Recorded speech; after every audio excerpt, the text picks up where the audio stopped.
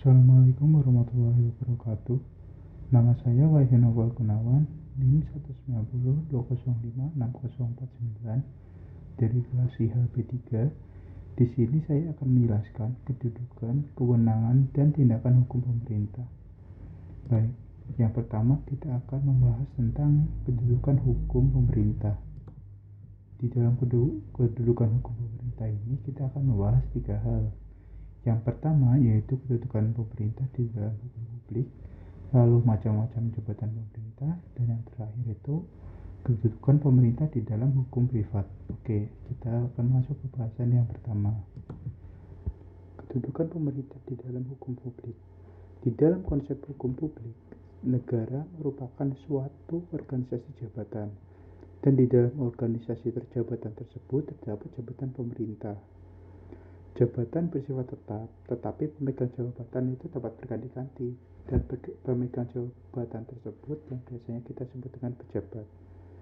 Indro Harto menyebutkan bahwa lembaga-lembaga hukum publik itu memiliki kedudukan yang mandiri dalam statusnya sebagai badan hukum perdata.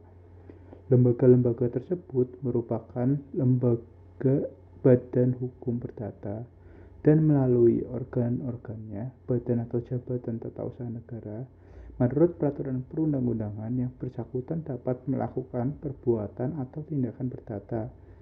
Meskipun badan hukum dalam hal ini kita berbicara jabatan pemerintah dapat melakukan perbuatan hukum perdata mewakili badan hukum induknya, hal yang terpenting dalam konsep hukum administrasi ialah mengetahui organ atau jabatan pemerintah dalam melakukan perbuatan hukum yang bersifat publik. Maka dapat kita simpulkan bahwa kedudukan pemerintah di dalam hukum publik ialah sebagai wakil dari jabatan pemerintah. Oke, selanjutnya kita akan membahas tentang macam-macam jabatan pemerintah. Indro Harto menyebutkan bahwa ukuran untuk dapat disebut sebagai badan atau pejabat tata usaha negara itu merupakan fungsi yang dilaksanakan, bukan nama sehari-hari, bukan pula kedudukan strukturalnya dalam salah satu lingkungan kekuasaan dalam negara, dan beliau mengelompokkan organ pemerintahan atau tata usaha negara itu sebagaimana berikut ini. Yang pertama itu instansi-instansi resmi pemerintah yang berada di dalam presiden sebagai kepala eksekutif. Yang kedua itu instansi-instansi di dalam lingkungan negara di luar lingkungan kekuasaan eksekutif yang berdasarkan peraturan perundang-undangan melaksanakan urusan pemerintah. Lalu yang ketiga, badan-badan hukum perdata yang didirikan oleh pemerintah dengan maksud untuk melaksanakan tugas-tugas pemerintahan. Lalu yang keempat ada instansi-instansi yang merupakan kerjasama antara pihak pemerintah dengan pihak swasta yang melaksanakan tugas-tugas pemerintahan. Lalu yang terakhir itu ada lembaga-lembaga hukum swasta yang berdasarkan peraturan perundang-undangan dan sistem perizinan melaksanakan tugas pemerintahan. Oke, yang ketiga kita akan membahas tentang kedudukan pemerintah di dalam hukum privat. Apabila di hukum publik tadi, negara atau provinsi dan kabupaten itu sebuah organisasi jabatan, maka berdasarkan pada hukum privat, negara, provinsi, dan kabupaten ialah sekumpulan dari badan-badan hukum yang tindakan hukumnya dijalankan oleh pemerintah. Ketika pemerintah bertindak dalam ranah keperdataan dan tunduk pada hukum perdata, maka pemerintah bertindak sebagai wakil dari badan hukum, bukan wakil dari jabatan. Sehingga dapat kita ketahui, kedudukan pemerintah di dalam hukum privat ialah sebagai wakil dari badan hukum keperdataan. Oke, selanjutnya kita akan membahas tentang wewenang pemerintah. Ya, di dalam kewenangan pemerintah ini kita memiliki 2 subbahasan. Yang pertama itu tentang sumber kewenangan pemerintah, dan yang kedua itu tentang cara memperoleh wewenang pemerintah. Oke, sekarang kita akan masuk kepada subbahasan yang pertama, yaitu sumber kewenangan pemerintahan. Apabila dilihat dari asas legalitas, maka berdasarkan prinsip tersebut tersirat bahwa wewenang pemerintah itu berasal dari peraturan perundang-undangan. Jadi, Dari hal tersebut dapat kita simpulkan bahwa sumber hukum wewenang pemerintah itu berasal dari peraturan perundang-undangan yang ada. Oke, selanjutnya kita akan membahas tentang cara memperoleh wewenang pemerintah. Ada 3 cara untuk memperoleh wewenang pemerintahan. Yang pertama yaitu melalui atribusi. Atribusi ialah pemberian wewenang pemerintahan oleh pembuat undang-undang kepada organ pemerintahan. Lalu yang kedua ada delegasi. Delegasi adalah pelimpahan wewenang pemerintahan dari satu organ pemerintahan kepada organ pemerintahan lainnya. Pemberi delegasi disebut dengan delegan dan yang menerimanya disebut dengan delegator. Di dalam delegasi, semua wewenang beralih kepada si penerima delegasi, termasuk pertanggungjawabannya. Dalam HTP, jika seorang delegasi digugat, maka hanya satu, yakni si penerima delegasi tersebut. Yang ketiga itu ada mandat. Mandat adalah ketika organ pemerintahan mengizinkan kewenangannya dijalankan oleh organ lain atas namanya. Pemberi mandat dinamakan dengan mandat dan yang menerimanya disebut dengan mandataris. Dalam mandat hanya sebagian wewenang saja yang dilimpahkan dan yang terpenting adalah tanggung jawab atau pertanggungjawabannya tetap berada di pemilik wewenang. Dan dalam HTP jika mandat digugat, maka nanti yang digugat ialah pemberi mandat dan si penerima mandat. Oke. Adapun perbedaan delegasi dengan mandat itu berarti di dalam prosedur pelimpahan, di dalam tanggung jawab dan kemungkinan pemberian wewenang itu lagi. Apabila di mandat, prosedur pemelimpahannya itu bisa di dalam hubungan rutin antara atasan dan bawahan. Itu suatu hal yang biasa kecuali ada hal-hal yang melarangnya.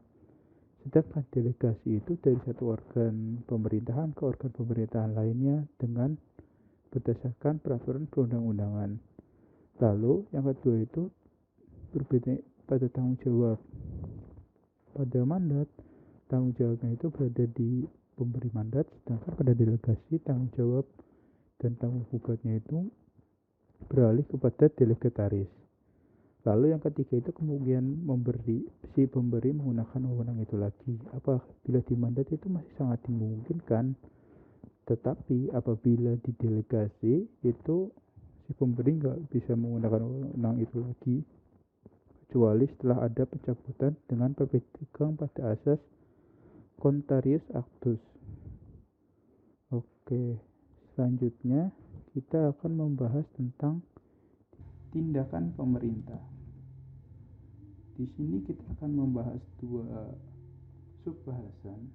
Yang pertama ialah pengertian tindakan pemerintahan dan yang kedua adalah unsur, macam-macam dan karakteristik tindakan hukum pemerintahan. Oke, kita akan masuk pada pembahasan yang pertama. Tindakan hukum pemerintahan merupakan suatu pernyataan kehendak sepihak dari organ pemerintahan dan membawa akibat pada hubungan hukum atau keadaan hukum yang ada. Maka kehendak organ tersebut itu nggak boleh cacat, seperti kekhilafan, mengandung kekhilafan, penipuan, paksaan dan lain sebagainya yang menyebabkan akibat-akibat hukum yang tidak sah. Dan juga tindakan-tindakan tidak tersebut itu nggak boleh melenceng dari peraturan perundang-undangan yang bersangkutan atau akibat-akibat yang muncul itu batal atau dapat dibatalkan. Ada 2 jenis, sebenarnya ada 2 jenis tindakan. Yang pertama itu tindakan nyata dan tindakan hukum. Tindakan nyata itu nggak menimbulkan akibat hukum dan nggak ada relevansinya dengan hukum. Sedangkan yang dimaksud tindakan hukum menurut Haji Romlin ialah suatu pernyataan kehendak yang muncul dari organ administrasi dalam keadaan khusus dimaksudkan untuk menimbulkan akibat hukum dalam bidang hukum administrasi negara. Kemudian kita akan membahas tentang unsur, macam-macam dan karakteristik tindakan hukum pemerintahan. Oke, yang pertama kita akan membahas tentang unsur-unsur tindakan hukum pemerintahan. Menurut Musan, unsur tindakan hukum pemerintahan itu dibagi menjadi 4. Yang pertama itu perbuatannya dilakukan oleh aparat pemerintahan dalam kedudukannya itu baik sebagai penguasa maupun sebagai alat pemerintahan dalam prakarsa dan tanggung jawab dengan prakarsa dan tanggung jawab. Lalu yang kedua, perbuatan tersebut dilaksanakan dalam rangka menjalankan fungsi pemerintahan. Dan yang ketiga, perbuatan itu dimaksudkan sebagai sarana untuk menimbulkan akibat hukum di bidang hukum administrasi negara. Dan yang terakhir itu perbuatan yang bersangkutan itu dilakukan dalam memelihara kepentingan negara dan rakyat.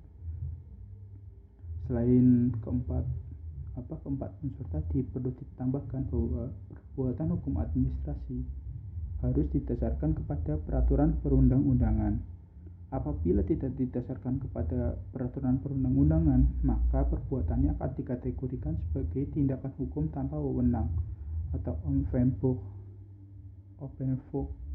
Ada 3 kemungkinan onfenbok, yaitu tidak berwenang dari segi wilayah, lalu tidak berwenang dari segi waktu, dan tidak berwenang dari segi materi.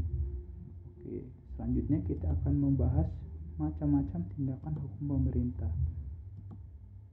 Di sini itu ada 2 subbahasan. Yang pertama itu tindakan hukum publik, dan yang kedua tindakan hukum privat. Tindakan hukum publik berarti tindakan hukum yang dilakukan tersebut itu didasarkan kepada hukum publik.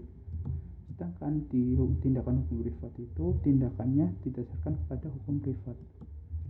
Menurut Avakosen dan FPCL-Toner, tindakan hukum publik itu dilakukan pemerintah dalam menjalankan fungsi pemerintahannya dapat dibagi menjadi 2, yaitu tindakan sepihak dan tindakan banyak pihak. Tindakan sepihak itu berbentuk tindakan yang dilakukan sendiri oleh organisasi pemerintahan yang menimbulkan akibat hukum publik. Contohnya itu pemberian izin bangunan dari wali kota.